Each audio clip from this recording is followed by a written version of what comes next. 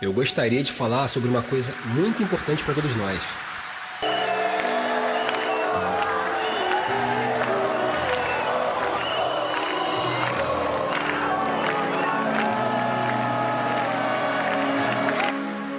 Mas antes, queria pedir a vocês atenção a esse áudio para que vocês pudessem refletir no que vai ser dito aqui.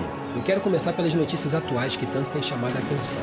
Pergunto a vocês que país é esse? O que os seus líderes fizeram? O que nós fazemos para mudar esse panorama? Quando pensamos em mudança, onde seria? Em quem? Como? Quando? A má administração do nosso governo gerou uma insatisfação generalizada. O que nós vemos? Recessão econômica, crise política, surto de Zika e o alto índice de criminalidade.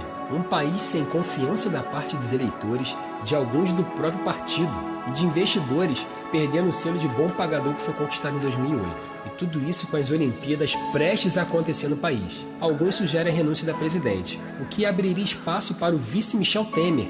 Caso se também não ficasse, geraria uma nova eleição. E até que o próximo assumisse o cargo, ficaria na responsabilidade do então presidente da Câmara, Eduardo Cunha, ou do presidente do Senado, Renan Calheiros, ou do presidente do STF, Ricardo Lewandowski. Muitos pedem o impeachment, mas para isso acontecer precisaria haver uma oposição do Congresso Nacional ao nosso governo. Daí seriam apurados crimes de responsabilidade, ou seja, delito presidencial já no exercício do cargo.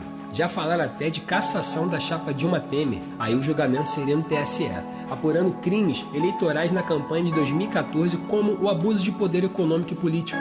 Tudo isso pode gerar manifestações onde muitas são desordenadas. Com isso, o uso de força policial, às vezes abusiva, e até, quem sabe, uma intervenção militar. Uma nova ditadura, a menção de ordem e progresso da nossa bandeira nacional pode se tornar em anarquia em construção. Desculpe o transtorno. Já pensou? Ouvimos falar de manobra política para tirar o ex-presidente Lula do alcance de Moro. Para quem não conhece, Sérgio Moro, juiz responsável pelas decisões na Operação Lava Jato, na primeira instância, depois de usar práticas como delação premiada e prisão preventiva, Moro conseguiu arrancar aplausos e admiração de muitos. Para outros, a ideia de ligação com a oposição. Um grampo telefônico autorizado por Moro de uma ligação entre Dilma e Lula provoca uma possível mudança na diretoria-geral da Polícia Federal, pois o Planalto perdeu a confiança no atual diretor, Leandro Daillo. O grampo seria uma informação relevante ao caso? Seria uma pirotecnia? Eu queria falar agora de algumas mudanças em épocas passadas. Nos anos 50, por exemplo, nos Estados Unidos, homens como Martin Luther King Jr.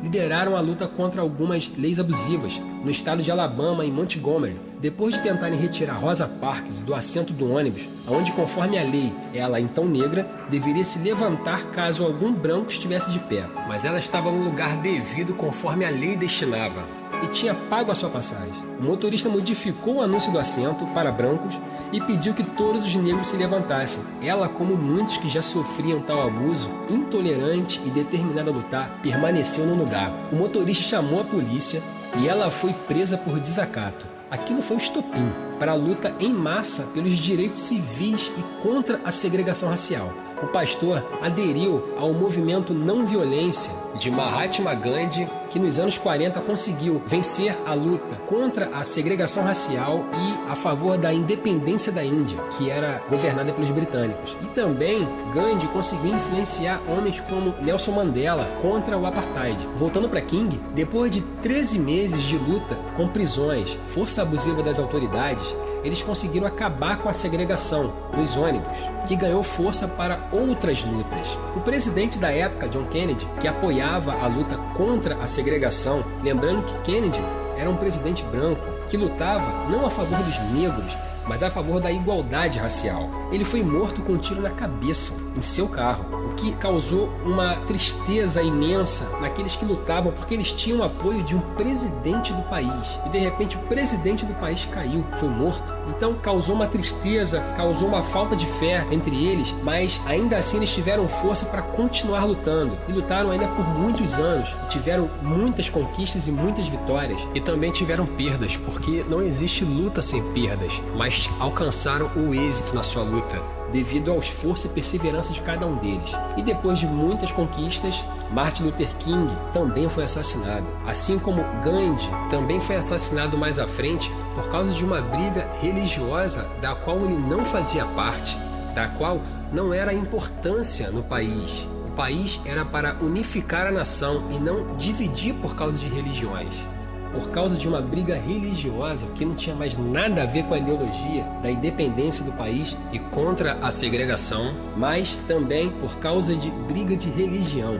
O fanatismo acabou com a vida de um homem que procurava trazer a paz entre os homens. Aí eu digo pra você, graças à luta desses homens, grandes homens, que não tinham nada, que vieram muitas das vezes de classes pobres, mas que acreditaram no ideal não para eles, mas para muitos. Graças à luta desses homens, até hoje muitos dos direitos respeitados, tanto aos negros quanto aos brancos, a igualdade racial, o fim da segregação, até hoje isso é respeitado. Ainda que ignorado por alguns, muitos até hoje lutam e são motivados graças a atos como esse, de responsabilidade social do passado. Homens e mulheres que deram sua vida para o direito de muitos hoje. O que eu quero dizer com tudo isso? Aonde poderíamos encaixar no nosso cotidiano e numa mudança no país?